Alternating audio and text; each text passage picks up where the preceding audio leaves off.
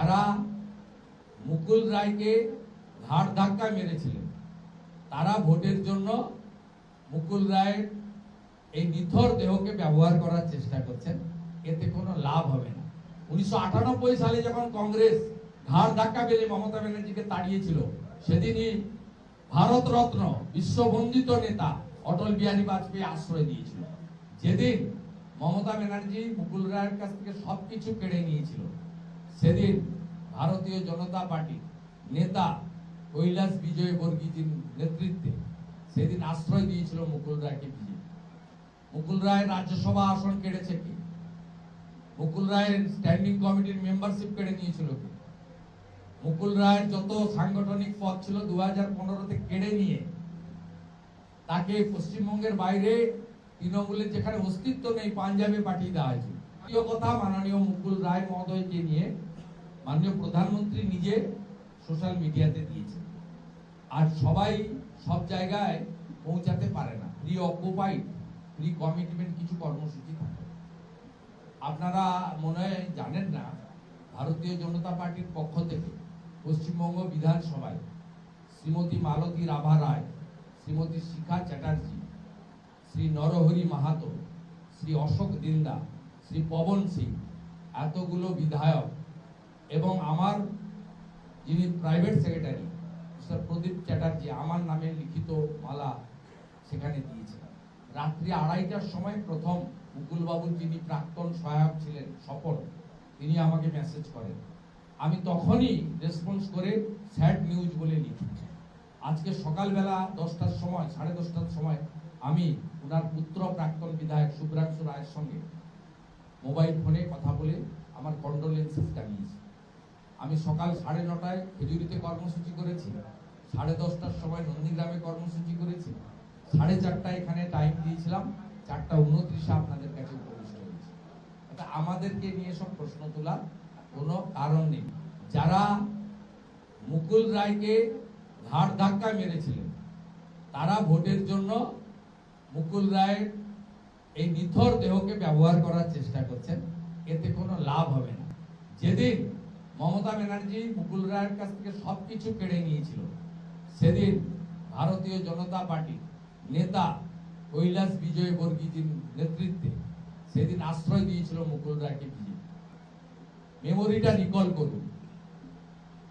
মুকুল রায়ের রাজ্যসভা আসন কেড়েছে কি? মুকুল রায়ের স্ট্যান্ডিং কমিটির মেম্বারশিপ কেড়ে নিয়েছিল কি? মুকুল রায়ের যত সাংগঠনিক পদ ছিল 2015-তে কেড়ে নিয়ে তাকে পশ্চিমবঙ্গের বাইরে তৃণমূলের যেখানে অস্তিত্ব নেই পাঞ্জাবে পাঠিয়ে দেওয়া হয়েছিল। একটু মেমোরি রিকল করুন। এবং ভারতীয় জনতা পার্টি সেই পার্টি, যে কোনো রাজনৈতিক কর্মী তারা যদি আশ্রয় চায় যে আমি রাজনীতিটা করতে চাই, সে যদি রাষ্ট্রবাদে বিশ্বাস করে, তার যদি বন্দে মাতরম বলতে জাতীয় সঙ্গীত গাইতে অসুবিধা না থাকে, তাকে আশ্রয় দেয়। ঠিক একইভাবে 1998 সালে যখন কংগ্রেস ঘাড় ধাক্কা মেরে মমতা ব্যানার্জিকে তাড়িয়েছিল, সেদিনই ভারতরত্ন বিশ্ববন্দিত নেতা অটল বিহারী বাজপেয়ী আশ্রয় দিয়েছিল। এসব কথা আমাদের না শোনানোই ভালো, বিজেপির কাছে না শোনানোই ভালো। বিজেপির মন্ত্র দেশ আগে দল পরে ব্যক্তি আরো দূরে, এই মন্ত্রে যে বিশ্বাস করবেন সে বিজেপি করতে পারে। বিজেপি আমাকে গ্রহণ করেছে, বিরোধী দলনেতার দায়িত্ব দিয়েছে, আমি 6 বছর নিষ্ঠার সঙ্গে কাজ করছি। 11তে সিপিএম কে উৎখাত করেছিলাম, 26-এ তৃণমূল কংগ্রেসকে উৎখাত করব। নন্দীগ্রামে হারিয়েছি, দম থাকলে ভবানীপুরে লড়তে বলুন, ওখানেও হারাবো।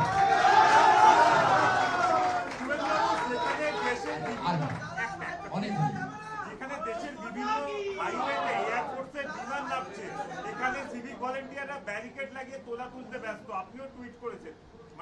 তোলা না কি ধরনের মারছে দেখুন, গাড়ির ড্রাইভার খালাসিদেরকে পেটাচ্ছে দেখুন, ক্যাঙ্গারু কোর্ট রাস্তায় রাস্তায়। আমি ওই টুইটাই লিখেছি, বাঁচতে চাই বিজেপিটা, এছাড়া কোনো রাস্তা নেই। একটাই সমাধান, মমতাকে প্রাক্তন মুখ্যমন্ত্রী করতে হবে। যত গোলমালের মূলে এই মুখ্যমন্ত্রী, একে যদি প্রাক্তন আপনি না করতে পারেন, পশ্চিম বাংলার মুক্তি নেই, মুক্তি নেই, মুক্তি নেই। আগামী দিনে গ্রেটার বাংলাদেশ হবে, আমাদের বর্ডারে সব সিট জামাত জিতেছে, আর এবারে এই জামাত দখল করে ফেলবে। অর্ধেক তো করে নিয়েছে। এই দক্ষিণ 24 পরগনায় পুরনো যারা বাসিন্দা, সর্দার প্রামাণিক, আপনি খোঁজ নিয়ে দেখুন, পুরকাই এই 24 পরগনা আজকে পুরো ডেমোগ্রাফি চেঞ্জ হয়ে গেছে। কামালগাজী থেকে ক্যানিং হয়ে গোসাবার ঘাট, ওদিকে আপনার লেদার কমপ্লেক্স হয়ে ঘটকপুকুর হয়ে বাসন্তী এক্সপ্রেস হয়ে আপনি দেখে আসুন, গেলে মনে হবে যে এটা ভারতে আছি না পাকিস্তানে আছি। গেলে চোখের সামনে দেখতে পাবেন কিভাবে জায়গাগুলোকে সম্পূর্ণ জনবিন্যাস বদলে দিয়ে সব বদলে দিয়েছে। তাই একমাত্র সলিউশন সামনে, গণতন্ত্রের মহোৎসবে গণতন্ত্র রক্ষা করার লড়াইতে এদেরকে উপড়ে ফেলতে হবে। বাঁচতে চাই বিজেপি। তাই আমি একটা লোকাল ইস্যু বলে শেষ করব।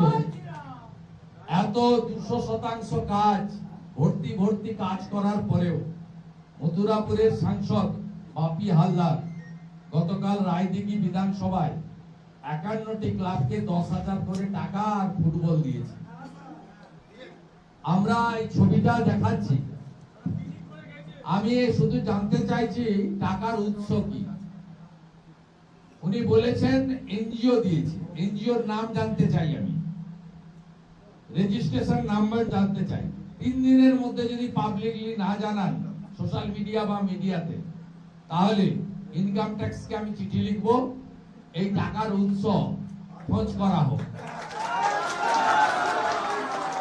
আমি ইনকাম ট্যাক্সে চিঠি লিখব, যদি এই টাকা লফুল ডিস্ট্রিবিউশন হয়, টাকা যা আছে বদরক্ত নিয়ে নেন, যত দিচ্ছে নিয়ে নেন, আমার আপত্তি নেই। টাকার উৎস বলতে হবে। বাপি বাবু, আপনাকে আমি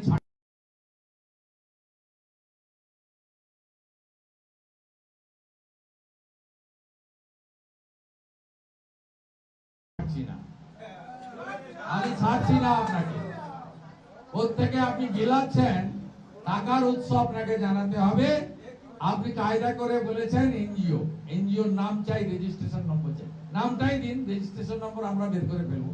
না বের করলে ইনকাম ট্যাক্স আমি চিঠি দেবো।